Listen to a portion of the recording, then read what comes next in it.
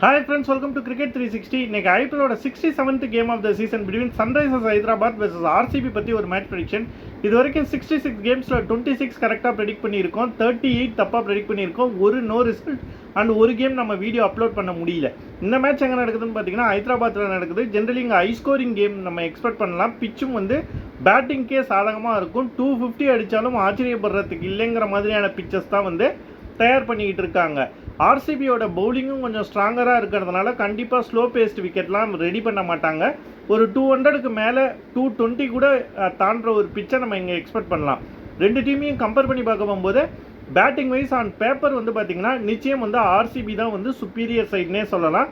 Form wise ரெண்டு டீமும் ஈக்குவலாக தான் இருக்காங்க. ரெண்டு டீமுமே வந்து குவாலிஃபை ஆகிட்டாங்க. ரெண்டு டீமுமே ஈக்குவலாக தான் இருக்காங்க.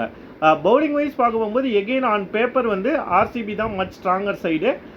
ஆன் பேப்பர் போகும்போதும் வந்து ஆர்சிபி தான், ஆன் ஃபார்ம் அப்படிங்க போகும்போதும் ஆர்சிபி தான். என்னதான் சில கேம்ஸ் வந்து எஸ்ஆர்எச் ஜெயிச்சிருந்தாலும் அவங்க பவுலிங் வந்து கண்டிப்பாக வந்து ஆர்சிபிக்கு மேட்ச் இல்லைன்னு சொல்லி தான் நான் ஃபீல் பண்ணுறேன்.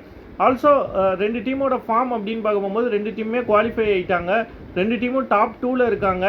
டாப் 2 ஃபினிஷில் முடிக்கிறதுக்கு இந்த கேம் ரெண்டு டீமுக்குமே ஒரு மிக முக்கியமான ஒரு மேட்சாக இருக்குது.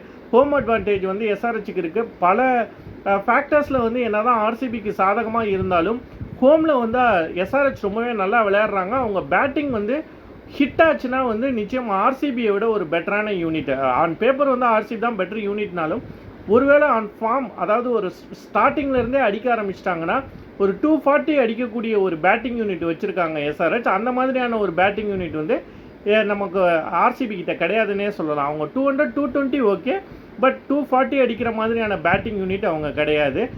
ஒரு கேம் மட்டும் ஐ திங்க் வந்து மும்பை இந்தியன்ஸோடு அடித்தாங்க. பட் ஸ்டில் வந்து அந்த ஃபயர் பவர் வந்து பார்த்திங்கன்னா எஸ்ஆர்எச் கிட்ட தான் இருக்குது. அந்த ஒரே ரீசனுக்காக ஐ ப்ரெடிக்ட் அன் எஸ்ஆர்எச் வின்.